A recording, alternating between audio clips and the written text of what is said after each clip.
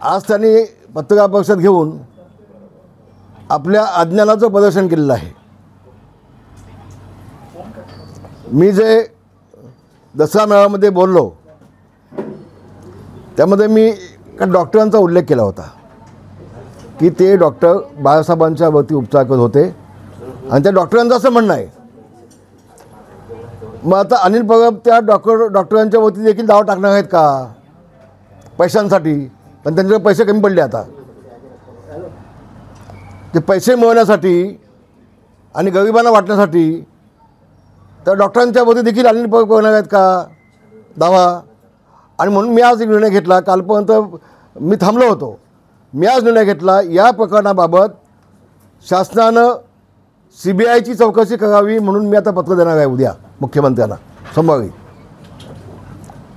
बाळासाहेबांच्या बाबतीमध्ये 2 दिवस त्यांची बॉडी ठेवली होती का याबाबत मी स्वतः माननीय मुख्यमंत्र्यांना भेटून याची CBI चौकशी लावा अशी मागणी मी लेखी आता करणार आहे. म्हणजे दूध का दूध पाणी का पाणी होऊन जाईल. मग अनिल परबनी जावं कोर्टामध्ये न्यायालयामध्ये आणि कोणाकडे पैसे मिळतात ते बघावेत. काय बोलतो आपण? थोडं भान पाहिजे. कुठल्या बाकड्यावरती आमदार झोपला होता तू बघणार? तू कोण होतास का त्यावेळेला? अगं आम्ही सगळे नेते बाहेर पडल्यानंतर तू आता माझा मालक झालास ना तर तू होतास कोण? काय संबंध तुझा होता तिथे? हा एक गोष्ट होती तुझ्याबाबत. मला वाटतं बाळासाहेबांचं मृत्यूपत्र झालं आहे त्याची आपला काय संबंध असावा कदाचित असं मला वाटतंय. आणि म्हणून आपण काय बोलतो थोडं भान ठेवावं.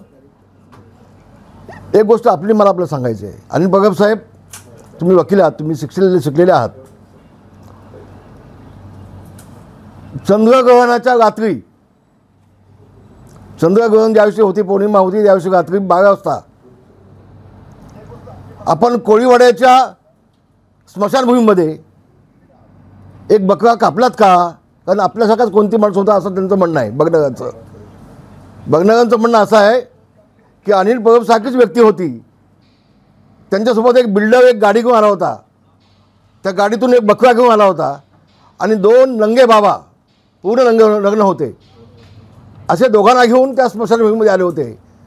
आणि तिथं माझ्या मुलाचा योगेशचा आणि रामदास कदम असं दोघांची नावं घेऊन त्या बकऱ्याला कापलात तुम्ही असं त्यांचं म्हणणं आहे. मला नक्की माहिती नाही. तर हे वास्तव असेल तर ते चुकीचं आहे. आपण शिकली व्यक्ती आहोत. हे आगळी कृत्य आपल्याकडनं होता कामा नये असं मला वाटतं आहे. आणि म्हणून हे महाराष्ट्राला कळावं. आपण जर खुलासा आपल्याकडनं झाला तर सोयीचा होईल.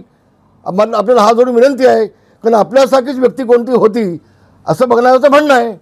त्याचा खुलासा व्हावा आपल्याकडून अशी माझी आपल्याला विनंती आहे. तेव्हा हे सगळं थांबवा. मी नवीन नाही पक्षामध्ये.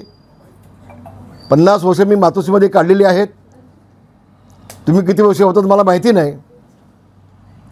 दंगलीच्या वेळेला पोलिसांनी 2-4 लाठ्या मागल्या तर खूप मी मोठं काम केलं असं आपण मागून सांगत होतात लोकांना उद्धवजींना.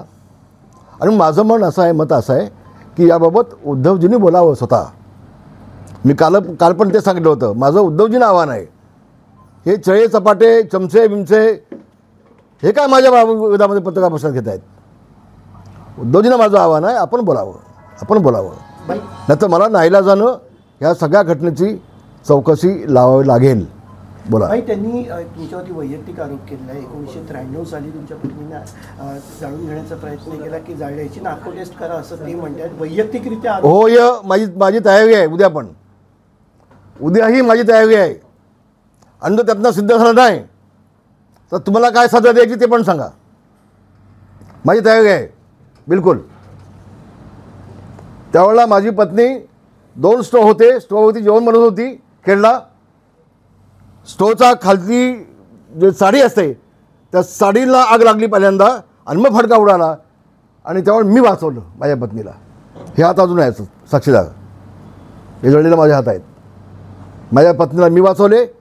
6 महिने माझी पत्नी जसलॉकमध्ये होती. 6 महिने मी ॲडमिट होतो तिथे. मी थांबलो होतो बाजू त्या कॉटमध्ये एक रूम घेऊन. तर तू आम्हाला काय सांगतोस रे? हे धंदे आमचे नाहीत. आणि आम्ही आज देखील संसार जीवाभावाने करतो दोघेजण. तर अशा पद्धतीनं तू बदनाम बी केलेस ना याच्यावरती मी दावा टाकेन. तुमच्यासोबतच याच्यावरती मी पहिल्यांदा कोर्ट न्यायालयात जाईन. याच्यावरती मी मानहानी दावा टाकेन, 100% टाकेन. आता बोला, ही खोटी अफवा देऊन आमची मानहानी करायचा प्रयत्न आहे. ऑर्केस्ट्रा होता, ऑर्केस्ट्राचं परमिशन होतं आणि ज्या सेटिंग चालूच होता त्याच्याकडे अग्रीमेंट होती, ते अग्रीमेंट आम्ही दिले. आणि हे जेव्हा आमच्या लक्षात आलं एखादी मुलगी विक्षिप्त हावभाव करत होती, एवढं कळल्यानंतर आम्ही ते हॉटेल देखील बंद केलं आहे. आम्ही इज्जत घेऊन बसलो आहेत. तुमच्यासारखे कोणाच्या बाबतीमध्ये स्मशानामध्ये बक्का कावाची आम्हाला गरज नाही आहे. आणि असाल तर सांगा. तर हे जे तुम्ही माझ्या पत्नीच्या बाबतीत आज काढलं आहे ना, मला दुःख झालं आहे, वेदना झाल्यात. आणि मी न्यायालयात गेल्याशिवाय राहणार नाही. तुला दाखवीन, मी आता तुला दाखवीन. सर, त्यांनी अब्दुल नुकसानीचा तुमचा दावा करणार आहेत ते, आणि त्यांचे जे पैसे आहेत त्याचं पूरग्रस्तांना. अहो, मी बोललो त्याच्यावरती. आपण आता आलाच वाटतं, आपण आता बोललो आलाच वाटतं. मी बोललो त्याच्यावरती की त्यांनी न्यायालयामध्ये जावं, त्याचं स्वागत. पण त्याच्या आधी मी आता या बाबीची चौकशी लावीन. एक बाळासाहेबांच्या बाबतीत एखादा विषय न्यायालयामध्ये जावा हे मला की पटत नव्हतं कालपर्यंत. हे माझ्या मनाला उचणार नाही. पण जर का तुम्ही अशा पद्धतीनं मला खोटं ठेवत असाल, त्या डॉक्टरांना खोटं ठेवत असाल, तर मला देखील न्यायालयामध्ये जायला लागेलच. तेव्हा त्याच्या आधी मला चौकशी करायला लागेल. मी CBI चौकशी मागेन ह्या सगळ्या घटनेची. आणि येऊ दे उद्धव साहेबांना पुढं सांगायला. कारण मी होतो तिथं कुठल्या बाकड्यावर झोपत होतो. तुला आता कावीळ झाले, तुला दिसत कसं आहे बाबा? तुला दिसणार नाही आता. बोला. 14 दसरा मेळावे बाळासाहेब गेल्यानंतर झाले. रामदास कदमांनाही आत्ता का आठवलं? कारण महानगरपालिका निवडणुका येत आहेत म्हणून त्यांनाही आठवलं असं त्यांचं म्हणणं आहे. हो, मग उद्धवजींनी सांगावं ना. बाळासाहेब असताना सगळ्या मेळाव्यामध्ये मला बोलायला दिलं. मग बाळासाहेब गेल्यानंतर एकाही मेळाव्यामध्ये मला बोलायला दिलं काय त्यांनी सांगावं. दाखवावं त्यांनी, दाखवावं ना, त्या हिंमत असेल तर. हे वास्तविक आहे, वास्तव आहे. इव्हन बाळासाहेब असताना मी कुठं बसायचो, किती नंबरला. बाळासाहेब गेल्यानंतर मला किती नंबरला बसवायचे, मग नाव लिहून त्या खुर्चीवरती. या काही जगानं पाहिलं आहे ना. बाळासाहेब 2012ला गेले, त्यानंतर 14ला तुम्हाला मंत्रिपद दिले असंही सांगितलं. 14ला मला मंत्रिपद दिलं. ते लोक हसतील म्हणून नाईलाजाने त्यांना द्यायला लागलं. आणि कुठलं खातं दिलं मला? इन्व्हायरमेंट खातं. हे खातं कधी होतं का? कोणी बघितलं होतं का आतापर्यंत? इन्व्हायरमेंट खातं कोणी बघितलं होतं का आतापर्यंत? नव्हतं ना. काहीतरी मला द्यायला पाहिजे मंत्री म्हणून ते खातं मला दिलं. आणि हे खातं घ्या नाही का बस. पण त्या खात्यामध्ये मी इतका अभ्यास करून ते खातं उजेडाला आणीन असं त्यांना वाटलं नव्हतं. त्यांना कळलं नव्हतं. त्या खात्यात देखील मी अभ्यास करून घेतला आणि महाराष्ट्राला न्याय दिला. प्लास्टिक बंदीसारखा निर्णय घेतला ना मी. तर 14ला दिलं तर तुझा नाईलाज होता म्हणून दिला. पण नंतर तू दिवाकर रावते, रामदास कदम यांना बाजूला ठेवून अपक्षानं काय घेतलं ते सांगा ना. मग अपक्षांचा या पक्ष वाढवण्यासाठी काय संबंध होता? आणि अनिल पवार बोलणार कोण? बोलू ना उद्धव ठाकरे बोलू देत ना. त्याला प्रश्न आहे, कारण नेहमीच अनिल पवार बोलतात, उद्धव ठाकरे का बोलत? माझं तेच म्हणणं आहे, उद्धव ठाकरे बोलू देत ना. काय तुला प्रॉपर्टीचा हिस्सा पण दिलाय का? मग तुम्ही म्हटलं अनिल पवारला बोलू देत त्यांना. आणि वास्तव आहे, दिवाकर रावते, रामदास कदम या दोघांच्या आमदारक्या पण काढल्यात, मंत्रिपद पण काढलं. कशासाठी? आणि अपक्षाने घेता तुम्ही. काय योगदान होतं अपक्षांचा? आणि हेलिकॉप्टर पाठवून तुम्ही अपक्षाने आणलीत, बोलवलीत. वा गे वा.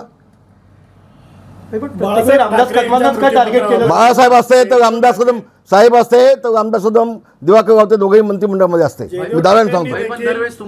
तुमच्याकडे काही अशा गोष्टी आहेत ज्यांच्या त्या अडचणी वाढू शकतात? अहो, मीच काय, माझा मुलगा विधिमंडळामध्ये गेल्यापासून पहिल्या दिवसापासून अनिल पवार राजीनामा मागतोय. हा फोटो घे, तुझा माणूस आहे, दे राजीनामा. हा फोटो घे, तुझा माणूस आहे, दे राजीनामा. बाळासाहेब ठाकरेंच्या मृत्यूपत्राबाबत जयदेव ठाकरेंनी देखील आक्षेप घेतले होते, कोर्टात देखील गेले होते. आपण देखील त्यावर आक्षेप घेतला. नेमकं काय? मी अजून आक्षेप घेतला नाही. तुम्ही चुकीचं बोलताय, माझ्या तोंडामध्ये घालताय. अजून मी आक्षेप घेतला नाही. माझ्या तोंडात चुकीचं घालून मला तुम्ही प्रश्न विचारताय. ते तर आपल्या शब्दापर्यंत मागे घ्या. योग्य वेळेला मी योग्य ते बोलणार आहे. राज ठाकरे आणि उद्धव ठाकरे एकत्र येणार असल्यामुळे जर काय जयदेवनी त्यावेळेला ऑप्शन घेतलं होतं ते आपलं बघायला लागेल काय झालं ते नेमकं. त्यात वास्तव काय ते बघायला लागेल. ते शासनाला मी पत्र देईन, याची माहिती घ्या, दे ना. काय अडचण आहे? राज ठाकरे आणि उद्धव ठाकरे एकत्र येणार असल्यामुळे निवडणुकीच्या पार्श्वभूमीवर बाळासाहेब ठाकरे यांच्या मृत्यूपत्राबाबत किंवा 2 दिवस मृतदेह बाहेर ठेवला असं आपण म्हटलं. हा जो काय शिंदे गट बाहेर ठेवला नव्हता, बाहेर ठेवला नव्हता. शिंदे गटाचा सुकडा साफ होणार आहे की उद्धव ठाकरेचा महागासा झाला आहे, पूर्ण सुकडा साफ झाला आहे, काय शिल्लक नाही. आणि ज्या मराठी माणसाला 30 वर्षामध्ये मुंबईच्या बाहेर ज्या उद्धव ठाकरेंनी घालवला आहे, तो मराठी माणूस या उद्धव ठाकरेचा सुकडा साफ केल्याशिवाय घालणार नाही. मी विश्वासानं बोलतो आहे. काय केलं मराठी माणसासाठी? ज्या शिवसेना प्रमुखांनी मराठी माणसाच्या न्यायासाठी झगडणारी शिवसेना या घोषवाक्यांनी शिवसेना जन्म दिला. 30 वर्ष तुझ्या हातामध्ये महानगरपालिका होती, 30 वर्षामध्ये तू मराठी माणसासाठी काय केलं कोणाला कळेल. बरं, त्यांनी असे आरोप केलेत का एकनाथ शिंदेजी जेव्हा बंड केला होता तेव्हा तुम्ही अनेक चॅनल फोटो दिले होते का उद्धव ठाकरेंची साथ मी कधीच सोडणार नाही, आणि आज मात्र एकनाथ शिंदेबरोबर. मी असं कधी बोललो नाही. मी त्यावेळेला ढसासा घडलो आहे आणि उद्या महाराष्ट्राने पाहिलं आहे. हा चमचा बोलणार कोण आहे? हे बोलू नाही उद्धव ठाकरेंना, बोलू देत ना, बोलू देत ना. आणि म्हणून उद्याच्या सोमवारी मी स्वतः मुख्यमंत्र्यांना भेटेन. मी याबाबत सगळी चौकशी व्हावी, CBIची चौकशी लावा, तेही पाहीन. आणि माझ्या पत्नीच्या बाबतीत जो बोलला आहे, मी आज आपल्याला सांगतो आहे, मी न्यायालयामध्ये जाणार. मी मानाने माझी महाराष्ट्रामध्ये केले. आज माझी पत्नीच जाईल त्याच्या विरोधामध्ये, माझी पत्नीच जाईल. अरे तुम्ही कसले राजकारण आहे? असे महिलांचे, बायकांचे, कोणाच्या आणि कोणाच्या आईचं बदनामी करून तुम्ही राजकारण करायला लागलात. तो तुमच्या जिंदगानी होते. कसलं राजकारण करत आहे? तुम्हाला स्विस बँकेतले अकाउंट कसं ऑपरेट करायचं हे समजतं असं त्यांनी म्हटलेलं आहे. हातांचे ठसे घेऊन तिकडचे पैसे काढले जाऊ शकतात, हे रामदास कदमांना कसं माहिती असं सवाल तुम्ही. अरे बाबा, ज्या वेळेला मी उद्धवजींना सांगितलं की साहेब आपण साहेबांच्या पायाचे ठसे घेऊन ठेवूया का, कारण त्यांचे पाय आमच्यासाठी दैवत आहेत, आम्हाला कामाला येतील. तर नाही रामदास भाई, आपण हाताचे ठसे घेऊन ठेवलेत. उद्धवजी मला बोललेत. उद्धवजी मला ह्याला काय माहिती आहे का? हा गदोळा आता पत्रकार परिषद घ्यायला लागला, याला काय माहिती आहे?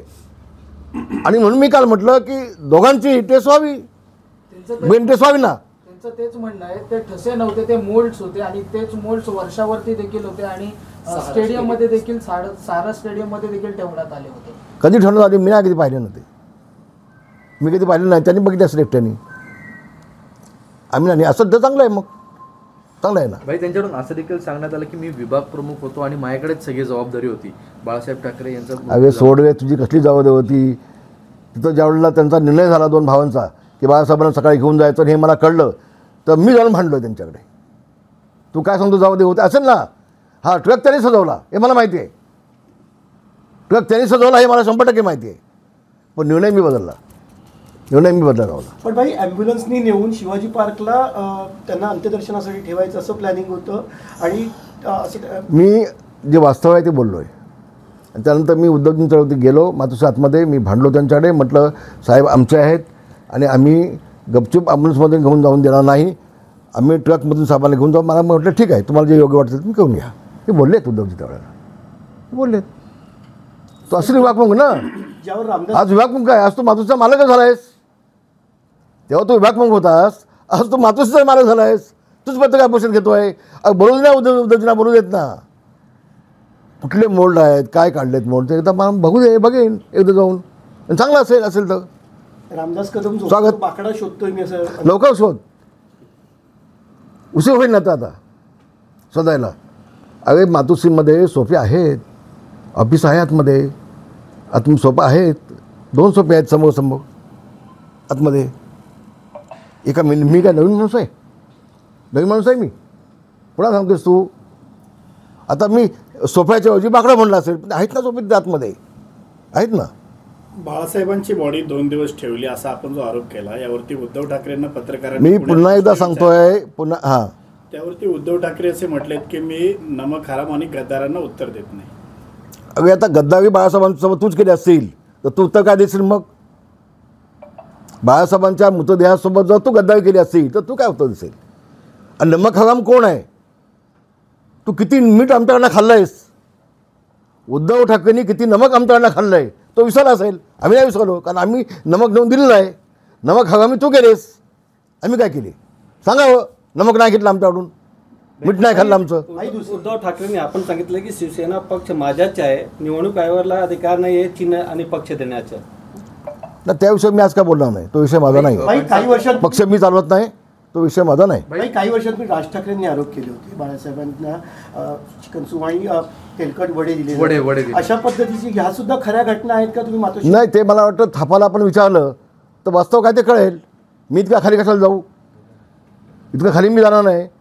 पण थापा अजून जिवंत आहे, थापाला आपण विचारलं, त्याची स्टेटमेंट घेतली तर वास्तव आपल्याला कळेल काय ते. भाई पण म्हणजे राज ठाकरे बोलले त्यामध्ये किती तथ्य आहे की नाही हे कळेल ना तुम्हाला. भाई सातत्याने आपल्या पत्नींवरती आरोप करण्यात आहे. सायली बार रेस्टॉरंटच्या वेळेस पण म्हणजे रामदास भाईंसंदर्भात दुसऱ्या काही गोष्टी मिळत नाही म्हणून कौटुंबिक विषय काढले जात आहेत. अगे तुम्ही माझ्या पत्नीचा विषय काढता, जी घटना 92ला घडले आणि मी माझी पत्नी त्यातून बाळासाहेब स्वतः आले होते, याला लाज वाटली पाहिजे. स्वतः साहेब त्यावेळेला जसलोक हॉस्पिटलमध्ये येऊन बसले, साहेबांनी सगळ्या डॉक्टरांची मिटिंग घेतली आणि माझ्या पत्नीला वाचवलं. आणि तुम्ही आमची बदनामी करता काय?